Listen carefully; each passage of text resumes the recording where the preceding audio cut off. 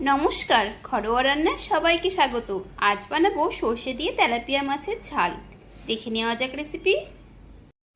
Tilapia মাছ ধুয়ে পরিষ্কার করে নিয়েছি। দিয়ে দেবো পরিমাণ মতো নুন, হলুদ গুঁড়ো।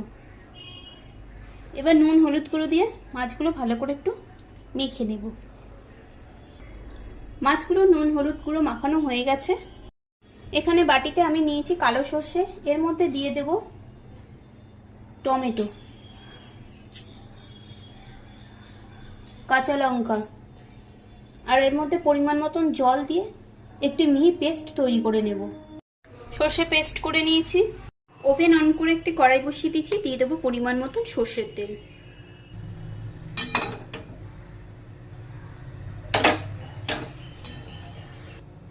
তেল গরম হয়ে গেছে। নুন হলুদ মাখানো তেলাপিয়া মাছগুলোকে তেলের মধ্যে ছেড়ে দেবো।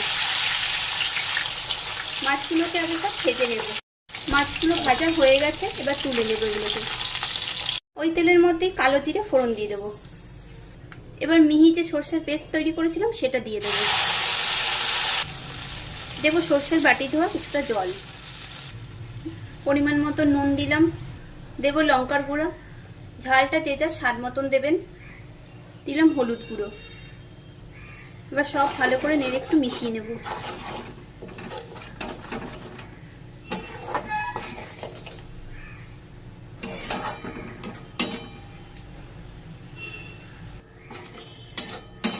কিছুক্ষণ সর্ষেটা একটু ফুটিয়ে নেব।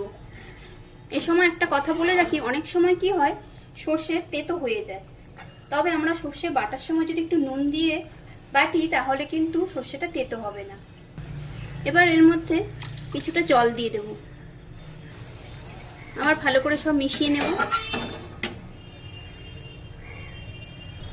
এবার ভেজে রাখা তেলাপিয়া মাছগুলোকে দিয়ে দেব সর্ষের গ্রেভির মধ্যে। এবার খুন্তি দিয়ে মাছগুলোকে ঝোলের মধ্যে একটু ডুবিয়ে দেব। এভাবে 2-3 মিনিট ফুটতে দেব। এবার দিয়ে দেবো কিছুটা ধনেপাতা কুচি। রান্নাটা আমার কমপ্লিট। আর দিয়ে দিলাম গোটা কাঁচা লঙ্কা। গ্যাসের ফ্লেম অফ করে কিছুক্ষণ এভাবেই রেখে দেবো, তারপর আবার পরিবেশন করব। রেসিপি দেখে ভালো লাগলে লাইক ও কমেন্ট অবশ্যই করবেন। আর নতুন বন্ধু হলে বন্ধু হয়ে পাশে থাকার অনুরোধ রইল। তেলাপিয়া মাছ প্লেটে সার্ভ করে নিয়েছি। এভাবে একবার আপনারা রান্না করে গরম ভাতের সাথে খেয়ে দেখবেন। আশা করছি আপনাদেরও ভালো লাগবে।